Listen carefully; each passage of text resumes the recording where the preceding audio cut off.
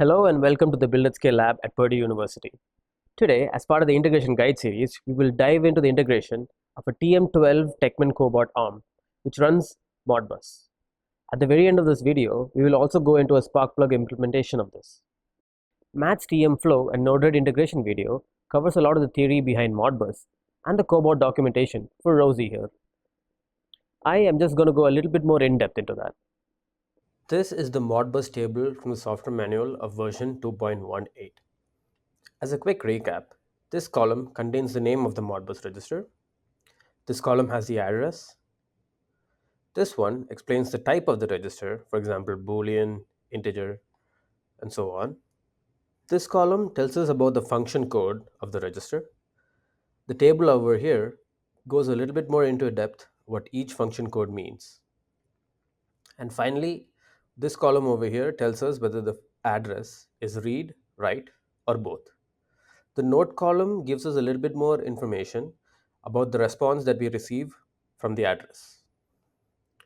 In the previous video, we learned about some of the Modbus registers required to run a project while checking the state of the robot to catch errors and ensure smooth execution. In this video, we are going to cover the following concepts: polling read addresses, current project name integration, polling joint positions, controls and sending commands to the robot arm.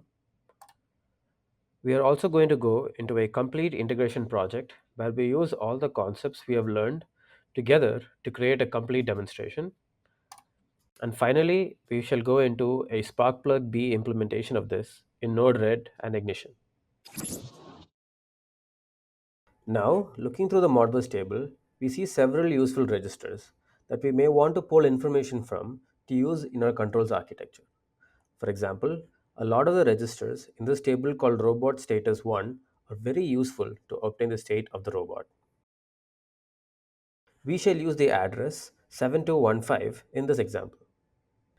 This is the nodered instance I will be using today. We will be using the same Modbus palette that was used in the previous video.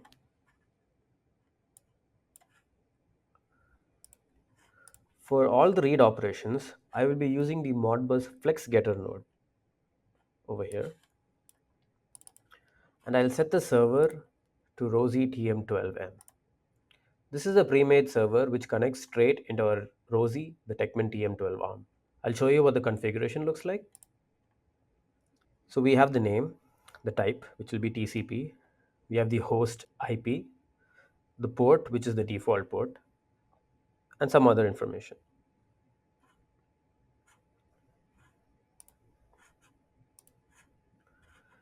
Along with the FlexGetter node, you always require a function node to send the payload body. For the payload body, we can go check out the user manual.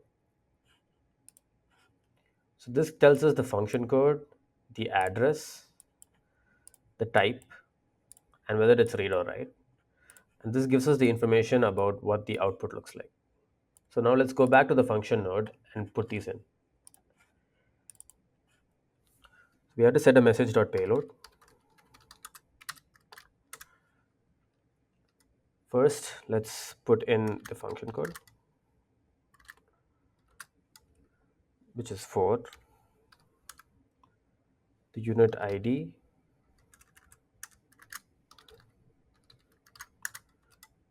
can be 1. The address, which we saw was 7215. And finally, the quantity, how many registers we are going to be pinging. And for this case, it's 1. Let's add a comma here. And that's the payload body we need. Now let's connect it. And as usual, let's add our inject nodes and a debug node to get the output. Let us hit deploy. Here we have not selected. Let's go back and get done. So now let's deploy again and click the timestamp, or click the inject node rather. So the array tells us the value is 0. If you go back to the user manual, you'll know what that means. 0 implies the robot is in the normal state. So here, to make it a little bit more readable, you can add another function node. This function node will help us catch the meanings of each of the outputs. It's basically going to be a large if condition. So let's start off with if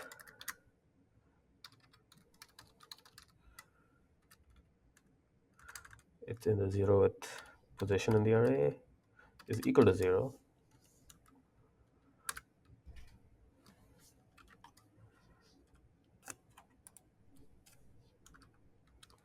We want the message dot payload to read normal.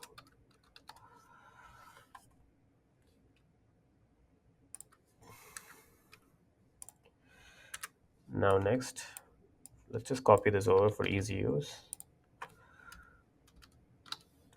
If it's equal to 1, it's in SOS mode. So let's put that as SOS.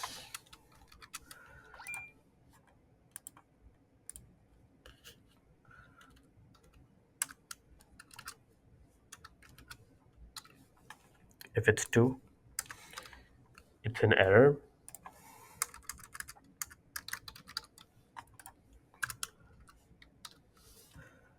And if it's in 3, it's in recovery mode. And finally, if it is in 4, that implies that it is stopped.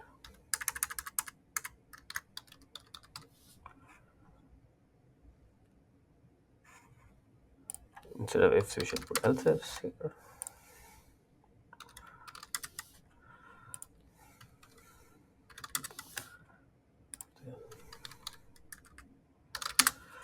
Okay, so now let's hit done and deploy. Let's try injecting once again. Yep. Now instead of 0, it displays normal. And if the robot was in one of the other states, it would display that over here. Similarly, you can just change the address to whatever you want inside this function block to poll different addresses. For example, let's go back to the user manual.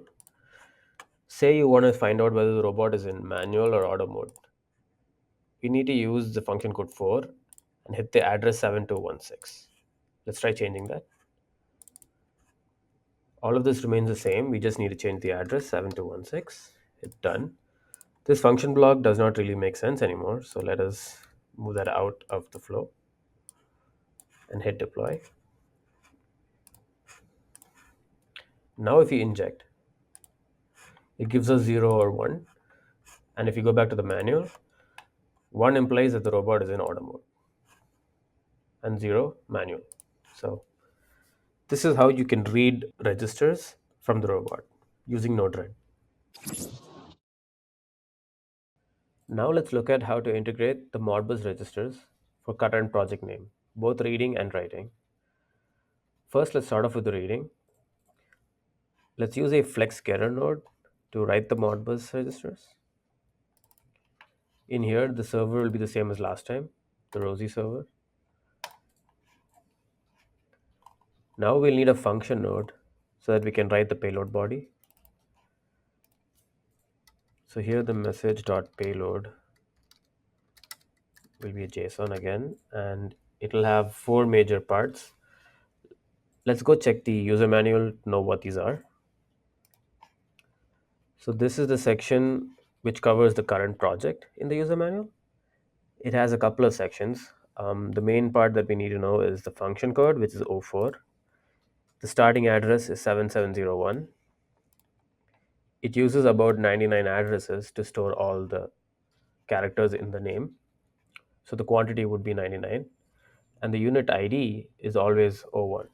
So let's go back to nodered. So first thing first, function code 04, comma, the unit ID is going to be 1. Sorry, 1. The address is 7701, at least to start. and the quantity will be 99.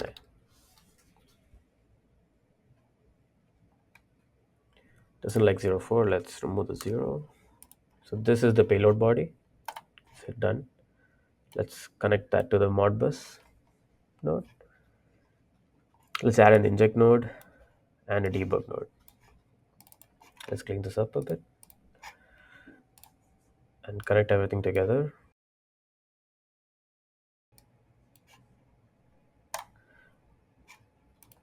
Let me try injecting. So as you can see, the output is an array of random numbers. Usually the names we store are in regular alphanumerics, but here the numbers don't really reflect that.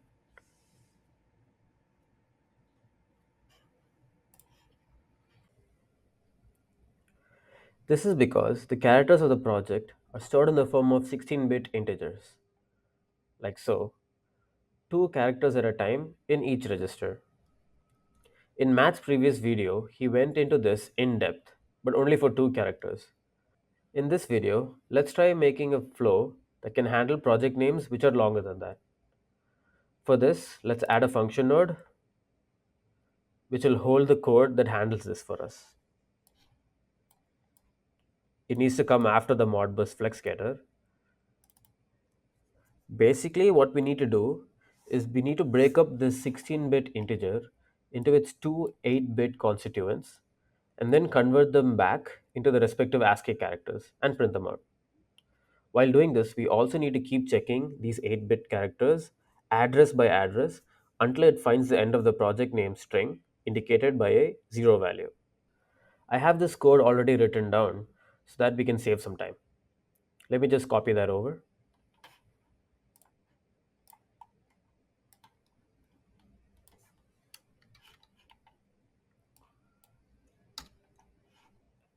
And there we go. A GitHub link to the code will be available in the description below, along with this whole project. So this function block basically takes this array of integers and converts them into the final ASCII characters name that we need. Now let's hit done and let's try saving this and deploying. Now let's try injecting once again. As you can see, now it gives us the name of the project, which is head0, instead of this huge array of integers. This should also work for longer character names as well. I have now changed the project name in the TM12 manager, and let's test this out. As you can see, now the name has changed to locate left, which is much larger than two characters. Similarly, we can also write to the register using function code 16. Let's take a look at the user manual. So here it says function code 06 or 16. 06 is used for two characters, while 16 is used for multiple characters. Now, let's go back to the nodered. I have pre-made this flow so that we can check it out together.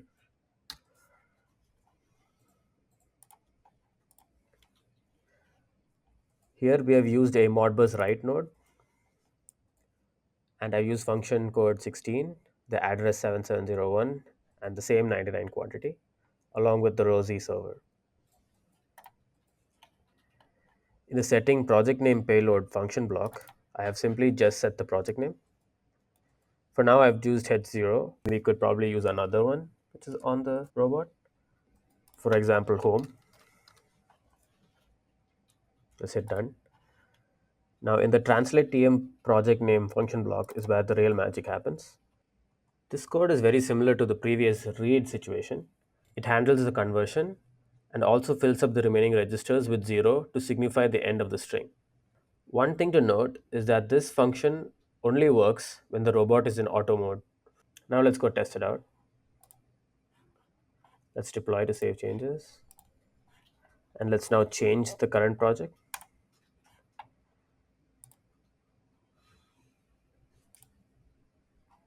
Let's read it to see if it got changed. So now from this output, you can see that the change current project node has worked and the project has been changed to home. The Modbus registers for the join values are shown here, and they range from 7013 all the way to 7024, two addresses for each joint. You can also poll other positional values such as tool center point information or TCP information from other addresses shown here. Now, let's go to the node-RED. First, let's see what polling this information directly looks like. Let's start off with the Modbus FlexGetter node. The server will be Rosie. Let's add a function block so that we can have the message payload. The message.payload. First, we have function code. It's going to be 4 because that's the read function. Next, we have the unit ID. This can just be a 1. Now the address. As we just saw from the Modbus table, the address for this will start off at 7013.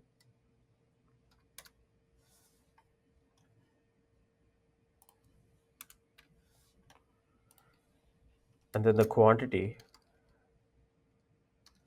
will be 12, which leads us to 7024. Let's hit done. Let's connect this. Let's add an inject as well. We don't really need the timestamp, so let's delete that. And let's add a debug to see the output. Let's hit deploy to save and send out the outputs. Okay, we have received our output and it is in the form of an array of 12 numbers, each two linked to one joint position. These numbers don't inherently make sense to us. This is because the joint values are stored in the form of 32-bit integers split between two registers because each register only can hold 16 bits. These values first need to be converted into regular float values through a sequence of operations that is carried out by a function node. I've already created that code, so let me just paste it in here.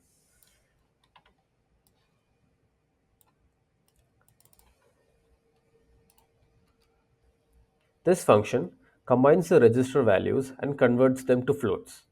This is then finally expressed in the form of a JSON, which contains the join numbers and their respective values. Let me hit done and deploy once again. Now let's try injecting. This is the new output that has come out, and as you can see, all the join values are expressed in the form of degrees. You can follow the same process to pull the tool center point TCP or the robot endpoint coordinates. We just have to use the respective Modbus addresses to extract this information. In a controls environment, this information will be very useful because you may set up a safe zone for your robot's end effector to be checked before carrying out any mobile activities. This will help prevent any collisions from your robot arm being in an inconvenient orientation. In our setup, the AMR on the bottom is not aware of the position of the arm on top of it. And using this TCP address pull, we can send that information to the controls loop to prevent any accidents. This section will be a little shorter than the other sections. In the previous TM Flow and Node-RED integration video, we covered most of the commands sent to Techman Arm. This involved a setup where you could write the name of the project, play the project, and even check the register which corresponds to project completion. In addition to that, in this video, we shall go over the stop command and how to use it in Node-RED. First, as you can see, the function code is 05, the address is 7105. Let's head back to Node-RED now. I've already pre-created a flow. Here I've used the Modbus write node and I've entered the details that we saw in the user manual along with the unit ID of 01. I've also created a payload body similar to what we saw in the user manual. And we have the usual inject and debug nodes here. Let me try playing an existing project. As you can see, a project is currently running on Rosie, and I have set it to an infinite loop so that the project keeps running until we hit the stop button. So let's try hitting the stop and testing it out. Yes, as you can see, the stop has worked and the robot has stopped moving.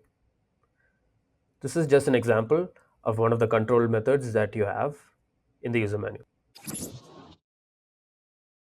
Now let's make an integration project using nodered and Modbus. First, we have the inputs. We are only going to input the project name and the project speed. Note that the project name must have already been created on the robot on TM flow. Next, we have the initial checks. We would like to check whether the robot is in auto mode and also if the robot is errored out or not. Next, we would like to set the project name and then make sure that the project name has been set on the robot by reading the same register. We would also like to create commands to pause, resume, and cancel the project. Now we come to the project starting. We would like to run the project and set its speed. Once we've done that, we would also like to check if the speed has been set correctly and whether the project has started running. Finally, we would like to check if the project has ended gracefully. Now let's head on over to Node-RED. We'll start off with these flows that we have already learned in this video. We have flows such as reading and writing the project name, polling the robot state and even the robot mode, along with other flows that will play, set the project speed, and check whether the project is running or not. Let's start off with the inputs. Since we need them to remain throughout our flow, we'll define them as flow variables. Let's start with an inject to start off the flow and a function to define our flow variables. Let's clean this up a little bit. And inside the input function block, let us do a flow.set, and we have to define an array of the names. So first one shall be the name of the project. The next one will be the speed. Let's close that array. Then now we'll define their values. For now, the project name shall be AA. We can change that later. And the project speed can be set to, it's an integer, so it does not need the quotations. We'll set that to 15. And then let's exit out.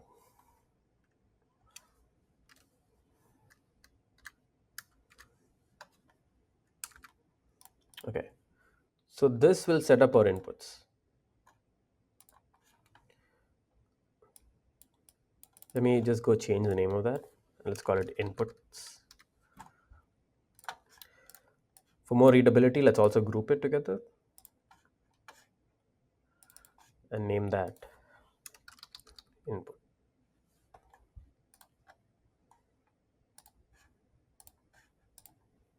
Next comes the initialization checks. For this, we can use our pre-made flows up here. So we were supposed to check the robot mode and the robot state first. So let's just copy this over.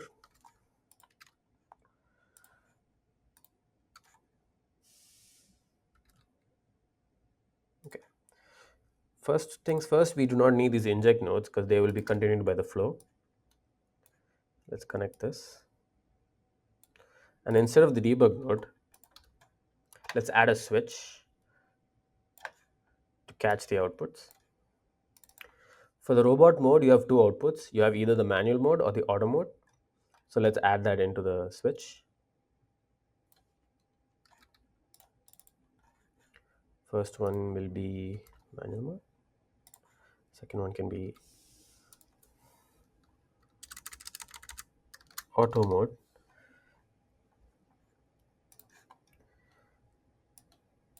And if it is in manual mode, we would like to send out a message. This function block can hold the message and the debug can print it. So the first ring is manual mode, so let's connect that up here. The second ring is if it's in auto mode, it can go to the next check, which is the polling robot state.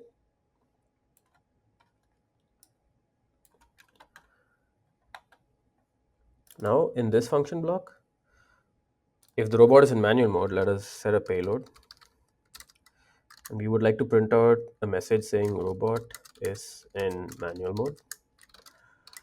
Please change to auto mode and retry the flow. That should be good. And then here the outputs are normal, SOS, error, recovery, and stopped. The one we need is normal. We should only continue the flow if the robot is in the normal state. So let's catch that first. And then if it is in any other state, we can just set it up as otherwise. So here it's a little bit around. If you look at it, the second rung is otherwise. So here we need to add another, we could use the same output. And here instead we can say robot is not in normal state. Please check and retry the flow. This is a spelling mistake. Let me go change that real quick.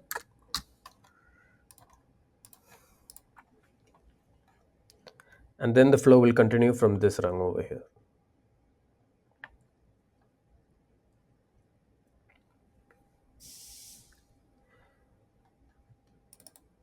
If we would like to make this a little bit more dynamic and display what the robot state is, we could actually use that in this function block over here.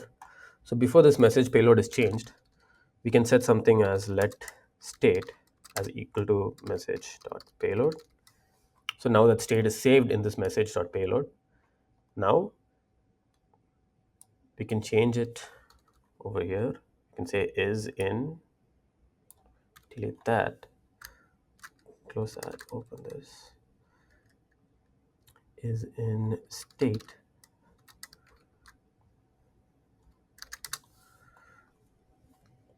So now the state variable has been added into the payload. So it would say robot is in the current state, for example, maybe stopped error state. Please check and retry the flow. So this will happen only if the robot is not in the normal state. So that's the initialization checks. Let's hit save. Now let's set the project name. We'll set it to the flow variable that we defined earlier in this inputs function. Let's get that change current project name. Yes, let's put it over here. We do not need the inject node. This will connect in from this switch block. And here, instead of defining the project name explicitly, we would like to set it to a variable called name. Now let's define what that name is. So let name equal to flow.get. And here we need to define what the name is. And we called our variable name. So that's easy. And now this should work. So now the message.payload will be the name that we defined in the initial function. Then this works by itself. It takes the input as the name of the project and does all the conversion for us. Then it sends it to the robot and sets it. We do not need this debug node anymore. So since that's done, now let's try reading the same register to make sure the current project name has been set in the previous step. This will prevent the wrong project name being played on the robot, which could cause collisions and other harmful activities. Note that some of these registers need a second or two to reflect changes, and that's why we will be adding some delays between the writes and the reads. So let's add a delay first. Let's set it to 2 seconds. And now let us take the polling current project name flow and add it down below here. Let's delete this. Okay, so let's connect all of this up. We do not need this debug, so let's take that off. So this one sets the message payload. This one gets us the response. This function block converts the response. Now let's add another function block to do a check. We have to compare it with the name that we have set in the inputs. So let's do something, let name equal to exactly the same thing that we did last time.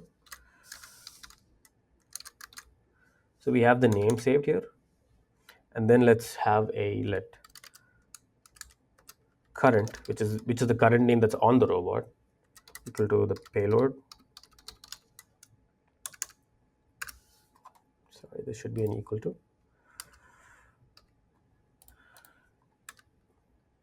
And then we'll just do a simple if condition check. So if current is equal to name, we can set a message dot payload that says okay, and else we can simply set a payload to not okay. We can use these two conditions and use it in our switch block. Let's add a switch over here. Let's try catching that. So you have two conditions. You have not okay, and you have the second one, which is okay. The okay condition lets us continue in the flow. The not okay, we would have to go and retry setting the project name. So let's do that over here. Let's add a function block and a debug as well. And this one's not okay, so let's set it up here and let's add a message.payload.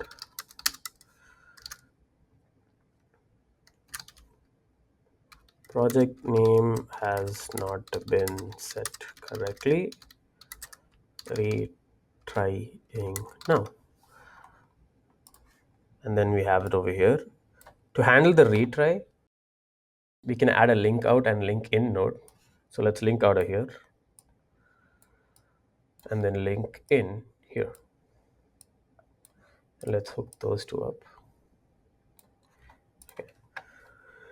So what happens is if the project name has changed, it will continue on with the flow. If the project name has not changed, it will send out an error message and then go back and try resetting the project name. So that's how the flow continues. Next, let's add the section which actually starts the project and sets the project speed. So for that, we need the play project and the set project speed. So let's copy those over. Sorry.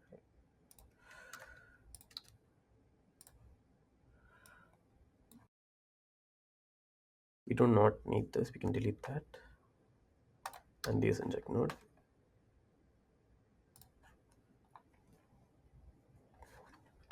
We also don't need these debug nodes. Let's bring them together. So the OK switch rung should come and connect to the play project.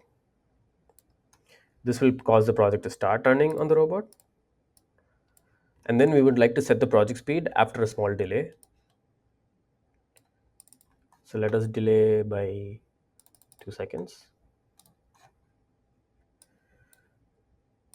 One small change here is that we want the project speed to be set at the speed that we had set in the inputs. So let's have that added up here. So we can have a let speed equal to flow.get speed. And then the message.payload, which goes into setting it, could be speed. That should work. Let's hit a deploy to save our changes. So next we need to actually just check whether the project speed has been set correctly or not. We need to read this same address and understand what value has been changed. So essentially we could use a function code 4 instead of function code 6 here. Let's do that with a Modbus flex getter and a function block.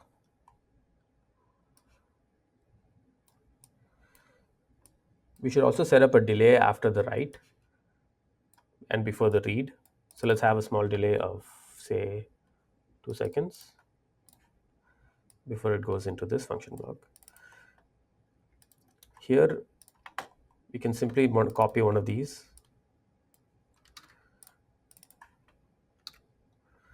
We don't really need a value.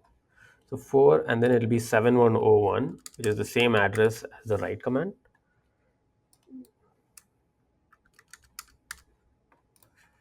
Okay, and let's connect it to this. And then we should set up,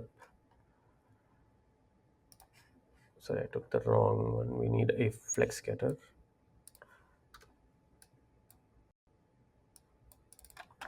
And we just set up the server. Okay, once we have that going, we need a check.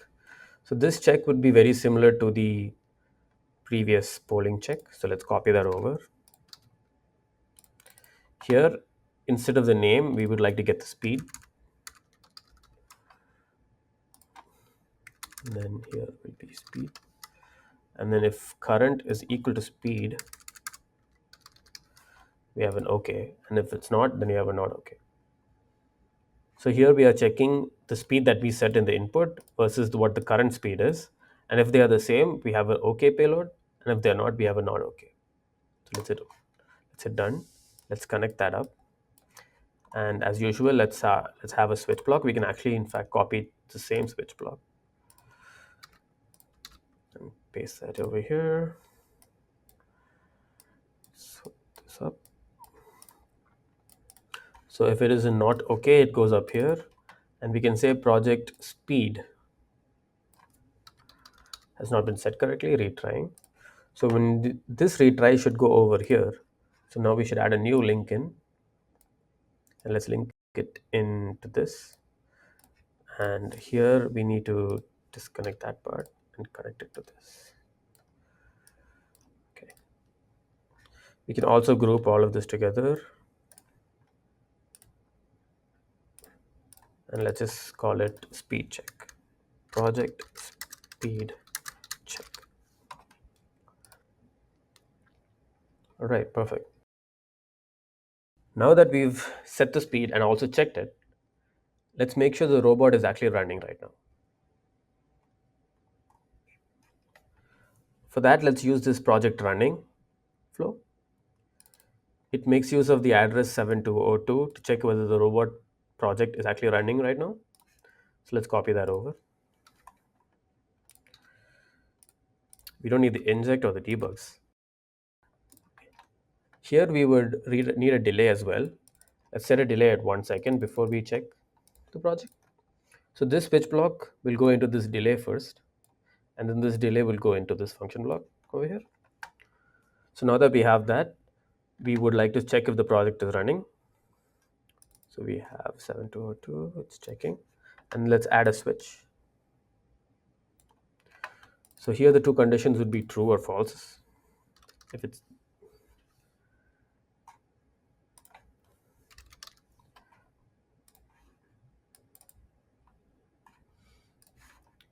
actually, instead of this, we can just simply add a is true and is false. That would work better. And then let's just connect that into this.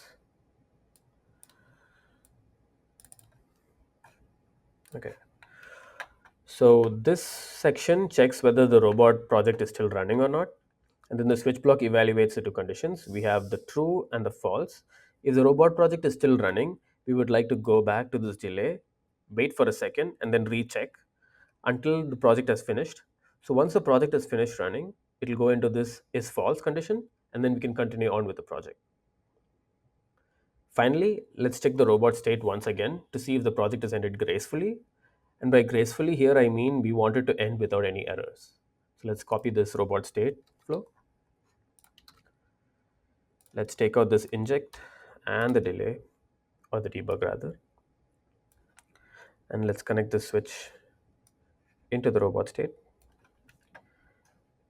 Maybe adding a delay here would also be nice. Let's add a small delay of 1 second, maybe 2. And this essentially has the message payload 7215, which is the robot state address. The flex getter gets us the response, and the function checks it. So we have the normal SOS, error, recovery, and stopped.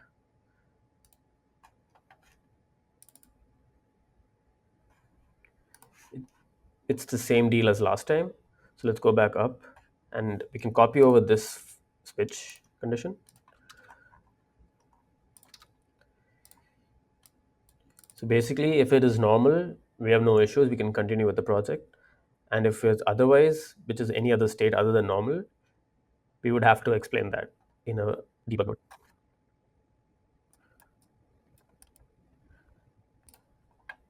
So we can have project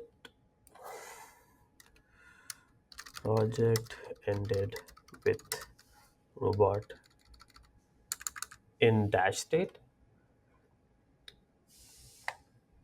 Please check and retry.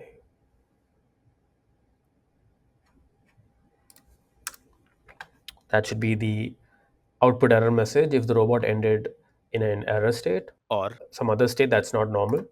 And then if it is in a normal end state, we can simply add a function block saying successfully completed. So let's just do that here. Message.payload project completed successfully. And I need to learn how to spell. So project completed successfully would be the output. And then we have this debug, and we can connect it up to this switch block over here.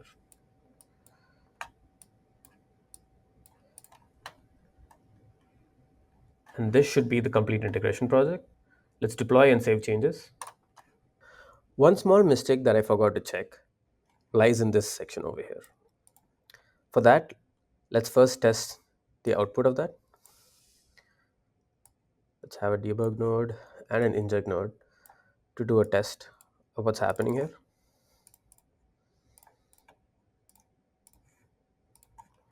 So let's try injecting this. So if you look at this output, you can see that this first section is what tells us if the project is running or not. So having that at false implies that the project is not running, and having it in true implies that the project is running. So let's check the path of this. So let's copy that path.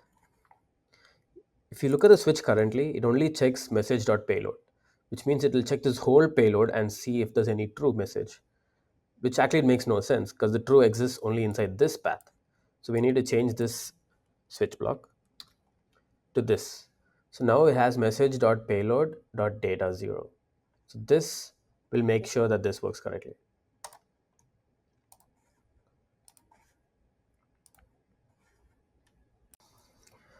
Now let's try testing this out. Let's hit this inject at the input side to start the flow. As you can see, the robot is in manual mode, and hence we have received this error message. This is evident by the green ring around the robot. Let me go change that to auto mode.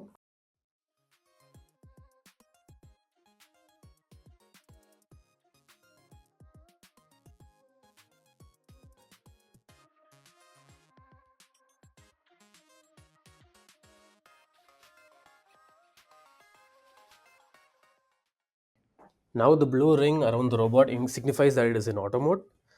Let's test out the flow once again. We have begun the project, and as you can see, the robot has started running. This project is a simple flow which makes the robot move to 4 different points and ends at the end.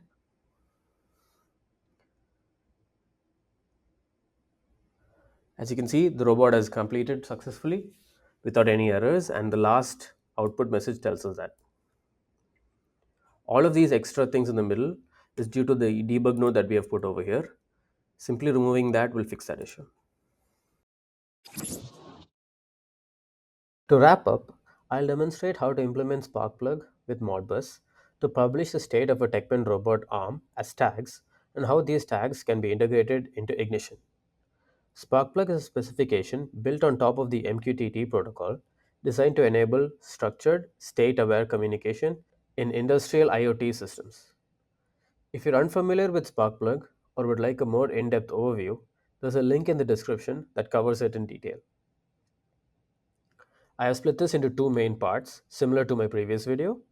A section which gets the telemetry data out of the robot, and this section down here which sends controls into the robot, mainly from Ignition. We're using the same MQTT Sparkplug Plus palette and MQTT broker setup from the previous video. Our group ID and node IDs remain the same, but now we've introduced a new device ID, Rosie, the Techman TM12 Arm we're controlling here. To pull real-time data from the robot, we poll several Modbus registers, about 10 times a second. The structure is built around the Modbus FlexGetter node, but with customized address payloads for different groups of tags. This section here, with inject nodes, defines unique message.topic values for each telemetry flow. These topics help track responses from the robot throughout the flow. The corresponding function nodes prepare the Modbus payloads, Some of them even pull multiple registers in one go by increasing the quantity parameter. Once responses are received from the FlexGetter node, a switch block uses the message.topic to route them to the correct handler. Each metric function node then formats the data according to the Sparkplug B specification, ready to be published to the MQTT broker.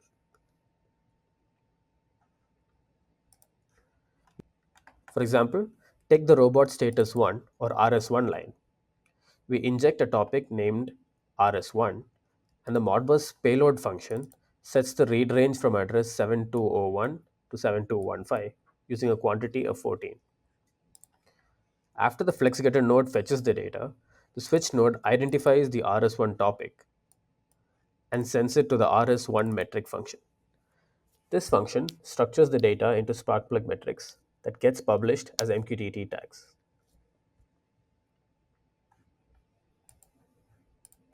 One standout feature of Sparkplug is its ability to track births and deaths, essentially device connection and disconnection events. While the Sparkplug node doesn't natively handle deaths, we've implemented our own watchdog system. The watchdog timer over here monitors incoming responses, and if a device hasn't responded within the last 5 seconds, it triggers a device death message. There's also an HTTP error check node that flags device deaths on request failures. Sparkplug is designed to be lightweight, thanks in part to report by exception or RBE, only reporting data when values change. Since the node does not support RBE natively, we've added that logic manually. This function node over here stores only the latest metric values. A filter node then compares incoming data against the last known state. Only metrics that have changed are published. This helps reduce traffic and improve responsiveness across the system. Before any metrics are published, we push metadata describing each metric over here. This has information such as its data type, units, and whether it is read-only or not. This metadata is required as part of the Sparkplug spec, and that's why the metadata inject is triggered before any of the other telemetry flow starts. Now let's talk about sending control commands back to the robot. This is handled using the DCMD or device command topic in Sparkplug. We reuse the same metric structure from telemetry for writing commands. For example, take this current project metric over here.